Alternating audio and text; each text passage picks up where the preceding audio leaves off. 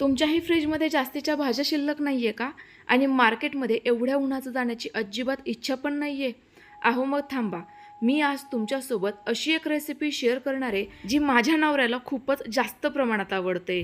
अगदी मस्त अशा गावाकडच्या चवीची स्मोकी फ्लेवरची ही डुबुक वडी बनवायला अतिशय सोपी आहे, पटकन तयार होते आणि महत्त्वाचं म्हणजे घरगुती साहित्य लागतात, जे प्रत्येकाच्या घरामध्ये उपलब्ध असतातच. तर नमस्कार, मी तेजश्री खाद्यप्रेमी या यूट्यूब चॅनलमध्ये तुम्हा सर्वांचं खूप खूप खूप मनापासून स्वागत करते. बऱ्याच दिवसांपासून मी तुमच्यासोबत कोणत्याही प्रकारच्या मार्केटमधील भाज्या न वापरता घरगुती साहित्यांमध्ये तयार होणाऱ्या भाज्यांची रेसिपी शेअर करते. त्यातीलच आणखी ही एक रेसिपी. चला तर मग लगेचच पाटवडी रस्सा बनवायला सुरुवात करूया. आज आपण बनवत आहोत डुबुक वड्यांची भाजी, ज्याला बरेच जण पाटवडी रस्सा देखील म्हणतात. तर यातील जी पाटवडी आहे ना, म्हणजेच डुबुक वडी, तीच आपण पहिले तयार करून घेऊयात. तर त्याकरिता सर्वांत अगोदर आपल्याला कणिक भिजवायची आहे. तर यासाठी आपल्याला लागणार आहे 1 कप बेसन पीठ, चिमूटभर हळद आणि चवीनुसार मीठ. यासोबत एक छोटंसं वाटण देखील लागणार आहे. त्यामध्ये मी मिरची, लसूण, कोथिंबीर आणि जिरे घेतले होते. तर हे मी अजिबात पाणी न घालता मिक्सरला फिरवून घेतलंय. आता या पिठामध्ये आपल्याला अगदी थोडं-थोडं करत पाणी टाकायचंय आणि अगदी छान अशी घट्टसर कणिक भिजवून घ्यायची आहे. आता आजची ही भाजी आपण 3 ते 4 व्यक्तींकरिता बनवतोय. त्याकरिता 1 कप बेसन पीठ आणि त्याचसोबत 4 हिरव्या मिरच्या घेतल्या होत्या. तर या मिरच्यांऐवजी ना तुम्ही लाल तिखटाचाही वापर करू शकता तुमच्या आवडीप्रमाणे. आता हे कणिक भिजवत असताना ना पाणी अगदी थोडं-थोडं करून घालायचं. कारण बेसन पीठ चिकट असतं आणि ते काही जास्त पाणी शोषत देखील नाही.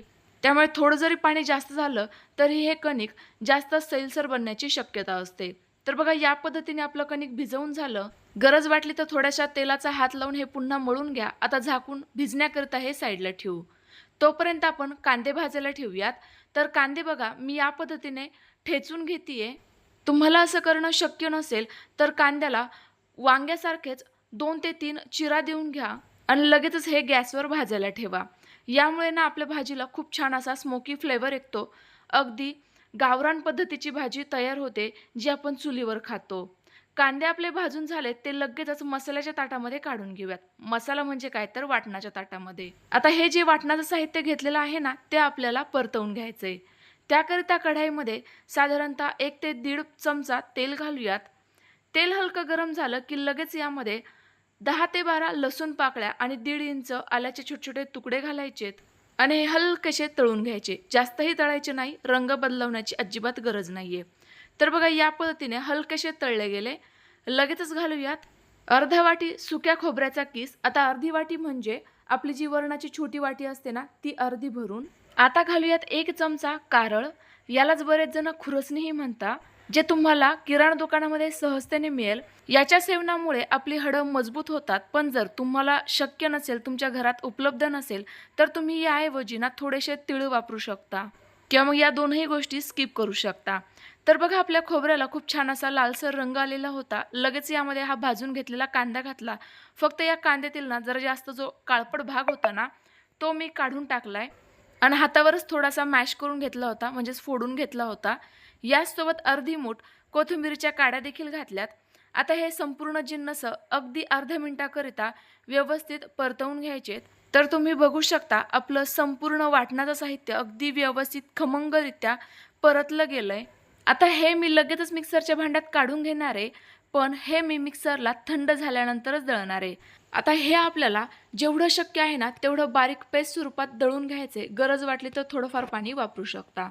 आपलं संपूर्ण साहित्य थंड झालंय, हे मी मिक्सरला फिरवून घेते.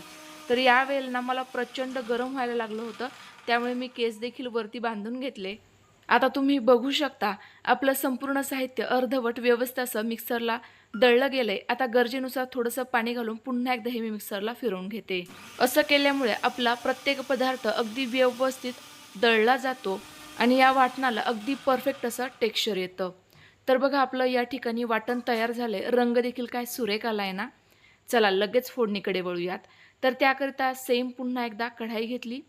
त्यामध्ये घालूयात 3 चमचे तेल. तेलाचं प्रमाण आवडीनुसार कमी अधिक करू शकता. तेल अगदी हलकं गरम आहे ना, तेच लगेच यामध्ये सुके मसाले घालून घ्यायचे, ज्यामध्ये मी पाव चमचा हळद, अर्धा चमचा साठवणुकीतील काळं तिखट, 1 चमचा धना पावडर, पाऊण चमचा लाल तिखट आणि अर्धा चमचा कोणत्याही ब्रँडचा मटण मसाला घालायचा. यामुळे देखील भाजीला फार छान टेस्ट येते. आता संपूर्ण मसाले या हलक्या गरम तेलामध्ये जर असे तळून घेऊयात आणि लगेचच बारीक चिरलेली कोथिंबीर घालूयात. यामुळे ना आपले हे मसाले करपणार नाही. तर बघा, जे तेल थोडंसं गरम झालं होतं ते लगेचच पुन्हा थोडंसं थंड झालं आणि यामुळे अजिबात मसाले करपलेले नाहीये.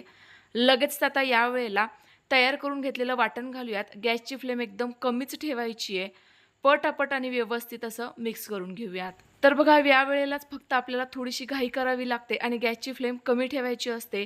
यामुळे आपले मसाले करपत नाही आणि त्याचा जो सुगंध असतो, जो फ्लेवर असतो ना, तो या भाजीमध्ये अगदी परफेक्ट उतरतो.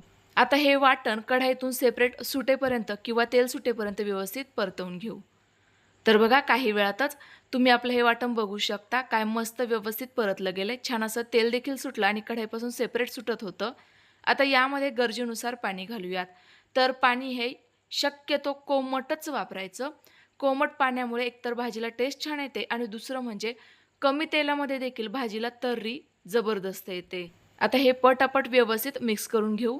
यामुळे रश्श्याला कन्सिस्टन्सी एकसारखी येईल आणि त्याचसोबत आपल्याला पाण्याचा देखील अंदाज येईल. तर बघा, आपल्याला हा रस्सा ना थोडासा सैलसरच ठेवायचा आहे, कारण यामध्ये आपण वड्या टाकणार आहोत, त्यामुळे रश्श्याला घट्टसरपणा येतो. चवीनुसार मीठ देखील घातलं आणि आता तुम्हाला कन्सिस्टन्सी दाखवते. तर बघा, हे इतपत पातळ ठेवलेलं आहे. आता या रश्श्याला छान अशी खळखळून उकळी काढून घेऊ. तर यावेळेला गॅसची फ्लेम कमी ठेवायची आणि अजिबात यावर झाकण देखील ठेवायचं नाही. एवढ्या वेळामध्ये ना आपलं हे डुबुक वडीचं पीठ देखील अगदी व्यवस्थित भिजलेलं होतं. तर रश्श्याला उकळी येते तोपर्यंत लगेच या वड्या तयार करून घेऊयात. तर अगदी आपण ज्या पद्धतीने चपाती लाटतो ना, अगदी सेम पद्धतीने ही लाटून घ्यायची आहे. तर यावेळेला तुम्ही कोरड्या पिठाचा वापर करू शकता किंवा माझ्या पद्धतीने थोडंसं तेल लावून पण हे लाटून घेऊ शकता, कारण बेसन पीठ आहे तर ते पोळपाट लाटण्याला चिकटतं. आता लगेचच याच्या वड्या पाडून घेऊ. तर ही चपाती ना जेवढी शक्य आहे तेवढी पातळ लाटायची, कारण शिजल्यानंतर बऱ्यापैकी फुलते.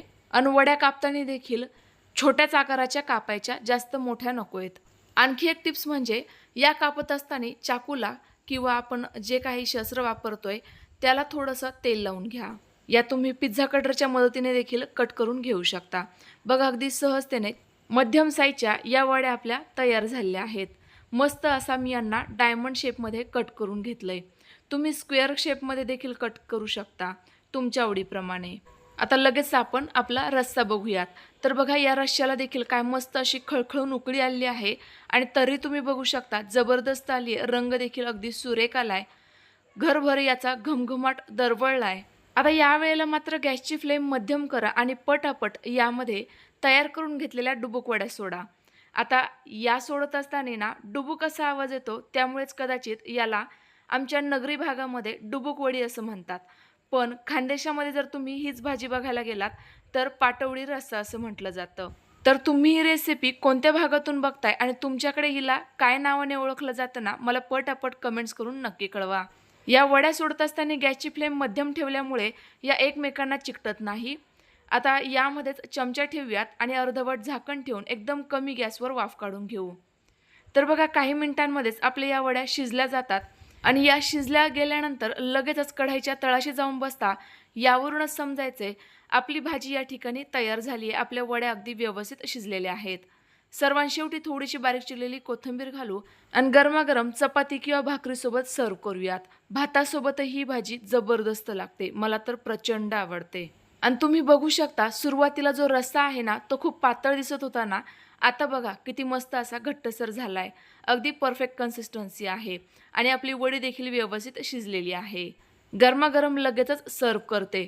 तर उन्हाळ्याच्या दिवसांमध्ये अशा भाज्यांना खायला जास्त छान वाटतात, कारण एकतर उन्हाळ्याच्या दिवसांमध्ये मार्केटमध्ये हव्या तशा भाज्याही मिळत नाही, तोंडालाही चव नसते. आणि असंच जर तुमच्याही बाबतीत असेल तर आजची ही रेसिपी नक्की ट्राय करून बघा. तुम्हाला ही रेसिपी कशी वाटली कमेंट्स करून नक्की कळवा. रेसिपी आवडली असल्यास लाईक करा आणि जास्तीत जास्त शेअर करा. माझी ही रेसिपी जर तुम्ही पहिल्यांदाच बघत असाल तर चॅनलला आत्ताच सबस्क्राईब करून घ्या. पुन्हा एकदा भेटूयात तुमच्याच आवडत्या छानशा रेसिपीसोबत. तोपर्यंत बाय बाय.